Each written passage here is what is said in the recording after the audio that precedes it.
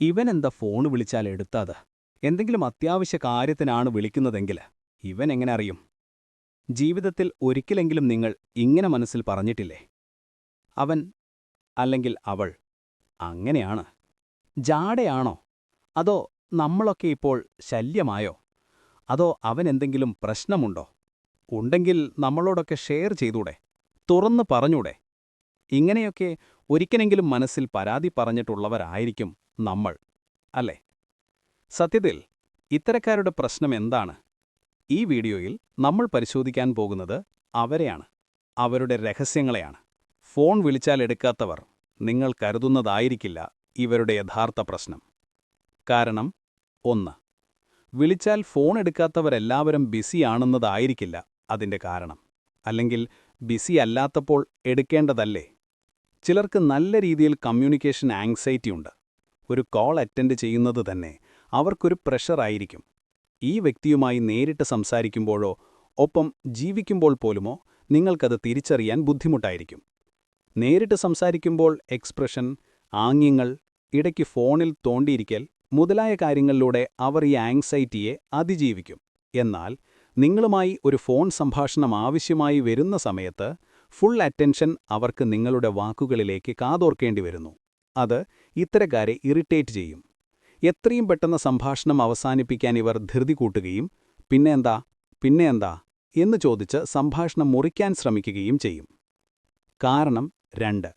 അവർക്ക് first priority ടെക്സ്റ്റാണ്. ഒരു പെട്ടെന്നുള്ള കോളിനേക്കാൾ മെസ്സേജ് വഴി തന്നെ സംസാരിക്കാൻ അവർക്ക് കൂടുതൽ കംഫർട്ട് ഫീൽ ചെയ്യും. വാ തുറന്ന് വല്ലതും മിണ്ടണമല്ലോ എന്ന കാരണത്തിൽ ആ എനർജി അവർക്ക് കുറച്ചുകൂടി കംഫർട്ടായ ടൈപ്പ് ചെയ്യലിലേക്ക് ഒതുക്കും. കോൾ എടുക്കാത്തവർ ടൈപ്പ് ചെയ്യാൻ മടി കാണിക്കുന്നത് അതുകൊണ്ടാണ്. കാരണം 3. ചിലർക്ക് ഇമോഷണൽ ഡിസ്റ്റൻസ് മെയിൻറ്റെയിൻ ചെയ്യണമെന്നുണ്ട്. കാര്യങ്ങൾ അധികം ഡീപ്പായി പോകരുത് എന്നതിനാൽ അവർ കോൾ അവോയ്ഡ് ചെയ്യാം. അതായത് നേരിട്ട് ഫോണിൽ സംസാരിക്കുമ്പോൾ നിങ്ങളുടെ വൈകാരിക തീവ്രത, സെന്റിമെന്റ്സ് ഇവയെല്ലാം അവർ ഭയക്കുന്നു.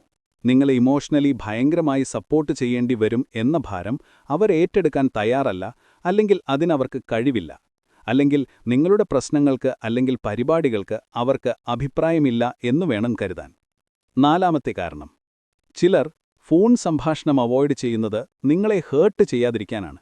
അതായത് നിങ്ങളോട് നോ പറയാൻ ശക്തിയില്ലാത്തവർ നിങ്ങളുടെ കോൾ തന്നെ അവോയ്ഡ് ചെയ്യും. അല്ലെങ്കിൽ നിങ്ങളുടെ അഭിപ്രായത്തോട് അവർ വിയോജിക്കുന്നത് അവർക്ക് നിങ്ങളോട് പറയാൻ ഭയമുണ്ട്. 5. കാരണം ചിലർക്ക് എല്ലാത്തിനും ബൗണ്ടറീസ് ഉണ്ട്. ആരും വിളിച്ചാലും ഏതു സമയത്തും അറ്റൻഡ് ചെയ്യണമെന്നില്ല. ഒരു ദിവസത്തെ എല്ലാ കൂട്ടുകെട്ടുകളും സംഭാഷണങ്ങളും തർക്കങ്ങളും കഴിഞ്ഞ് അവർ അവരുടേതായ സ്പേസിലേക്ക് പോകുന്നു. അവിടെ അവർക്ക് അവരുടേതായ മെന്റൽ സ്പേസ് സേഫായി വയ്ക്കണം. നമ്മളൊരു കാര്യം മനസ്സിലാക്കണം. അവർ ഫോൺ എടുത്തില്ല എന്നുവച്ച് നിങ്ങളുടെ വാല്യൂ അയാൾ കുറച്ചു കാണുന്നു എന്നല്ല അർത്ഥം. അദ്ദേഹത്തിന്റെ റെസ്പോൺസ് ടൈം കൊണ്ടല്ല നമ്മുടെ വാല്യൂ നിശ്ചയിക്കപ്പെടുന്നത് എന്നും നമ്മൾ ഓർക്കണം. നേരിട്ട് കാണുമ്പോൾ നന്നായി സംസാരിക്കുന്നവർ ഫോൺ എടുക്കാത്തത് എന്താണ് എന്ന സംശയം ഇനി വേണ്ട. നിങ്ങളെ അവർ വില കുറച്ച് കാണുന്നുണ്ടോ എന്ന സംശയവും ഇനി വേണ്ട ചങ്ങാതിമാരെ.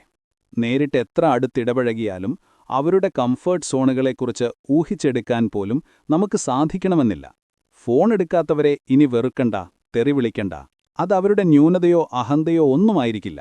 കാര്യങ്ങൾ മുൻവിധികളോടെ കാണാതെ എല്ലാ സൗഹൃദങ്ങളും നല്ല രീതിയിൽ പോകട്ടെ. തുടർന്നും ഇത്തരം മനഃശാസ്ത്രപരമായ അറിവുകൾക്കും മോട്ടിവേഷനുകൾക്കും ചാനൽ സബ്സ്ക്രൈബ് ചെയ്ത് കൂടെ കൂടിക്കോ.